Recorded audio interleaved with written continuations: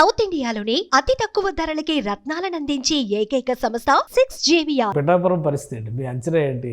అంటే అక్కడ నడుస్తున్నటువంటి రాజకీయం నిన్న మొన్న పేర్లు అనౌన్స్ చేశారు. అంటే వంగా గీత వర్సెస్ పవన్ కళ్యాణ్, మళ్ళీ ఈ బీసీవై పార్టీ తరఫున తమన్నా సింహాద్రి అని చెప్పి ట్రాన్స్జెండర్ కంటెస్ట్ చేస్తుందని, ఇవాళ ఇంకోటి వచ్చింది పవన్ కళ్యాణ్ అనే పేరుతోనే మరొకరు ఎవరో నామినేషన్ వేస్తున్నారని. సో ఇట్లాంటివన్నీ జరుగుతున్నాయి. పిఠాపురంలో ఎలా ఉండొచ్చు మీ అంచనా ప్రకారం? ఇవన్నీ చిన్న చిన్నవి అండి, ఊరికి ప్రచారానికి మనకు పనికి వస్తాయి కదా. ఇప్పుడు పవన్ కళ్యాణ్ పేరుతో 100 మంది పవన్ కళ్యాణ్ పోటీ చేసినా పవన్ కళ్యాణ్ గుర్తేంటి అనేది వాళ్ళ అంతగా ఇల్లిటరేట్గా ఉండి జనంలో మనకంటే, మీరు టీవీలో ఉండే వాళ్ళకంటే, లేకపోతే రాజకీయ నాయకులు అనుకుంటారు మాకు బాగా తెలుసు అని, వాళ్ళకంటే ప్రజలు ఇంకా బాగా తెలుసు అండి. ఓకే, అంతేగాని పేరు ఉన్నంత మాత్రాన పవన్ కళ్యాణ్కి వేసే పరిస్థితి కాదు. పోనీ బ్యాలెట్ లాగా గుద్దేటప్పుడు ఇటుపక్క అటుపక్క పడుతుంది అనుకోవడానికి లేదు.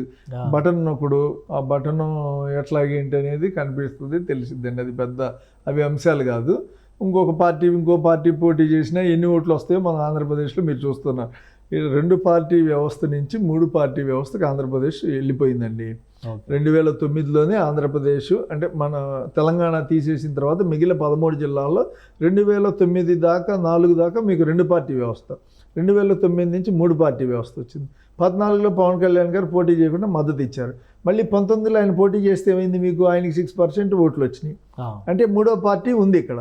సో ఇప్పుడు ఏమైంది, మళ్ళీ 2 పార్టీలకు వచ్చేసినాయి. సో ఇంతే తప్ప మిగతా వాళ్ళకి అక్కడ ప్రస్తుతానికి ఎలా ఉందంటే ఆంధ్రప్రదేశ్లో పరిస్థితి, తెలుగుదేశమా జగన్ వైసీపీనా, లేకపోతే మూడో వాడు ఎందుకు ఉండాలా అన్నట్టుగా మాట్లాడుతున్నారు.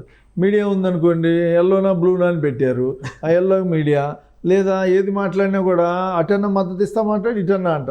న్యూట్రల్గా వాళ్ళు 2 తప్పులు చేశారు, వీళ్ళు 2 తప్పులు చేశారు అని చెప్పడానికి లేదనే పరిస్థితి తీసుకొచ్చారండి.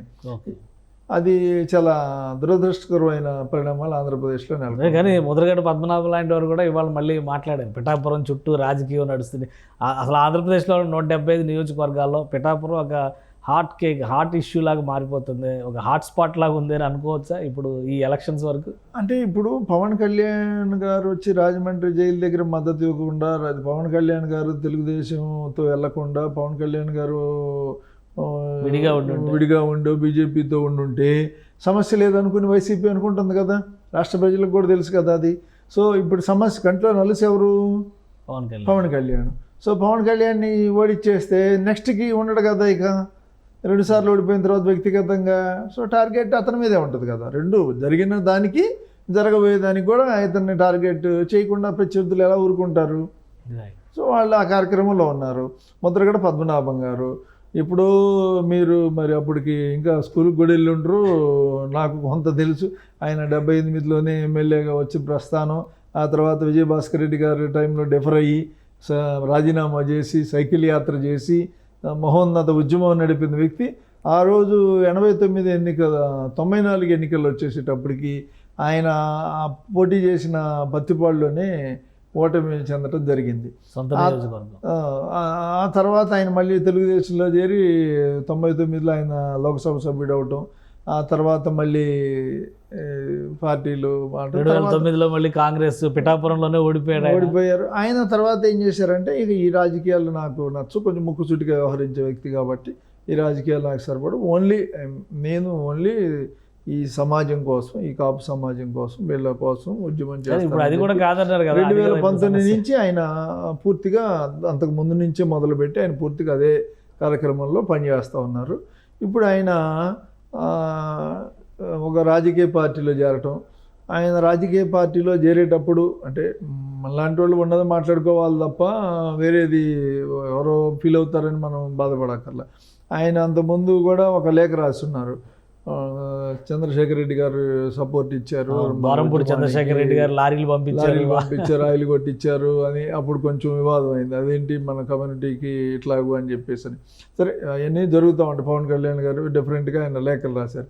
మరి అంత ఉద్యమం చేసి అన్ని చేసిన ఆయన ఈరోజు ఆ రిజర్వేషన్లు కానివ్వండి, లేకపోతే ఆ కాపు సంక్షేమానికి సంబంధించి నిర్దిష్టంగా ఏమన్నా మాట్లాడి జాయిన్ అయ్యారా అనేది ఆయన చెప్పాడు కదా, నేను జాతి నాయకుడిని కాదు రాజకీయ నాయకుడిని అని చెప్పేసిన తర్వాత ఇంకా మీకు అది పోయింది కదా. ఇప్పుడు టార్గెట్ ఓన్లీ పవన్ కళ్యాణ్ అంటే అప్పుడు మీరు పవన్ కళ్యాణ్ని కులపరంగా మాట్లాడడానికి లేదు.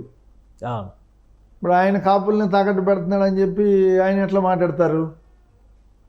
రైట్, ఇది కేవలం రాజకీయ పరమైనటువంటి రాజకీయం ఇంకా అయిపోయింది. మీరే రాజకీయ పరంగా అన్నారు కాబట్టి ఇంకా రాజకీయం వచ్చిన తర్వాత ఇంకా బట్టలు పెట్టడం తప్ప నువ్వు ఎదుటి వాళ్ళని తీస్తే వాళ్ళు నిన్ను తీస్తారు.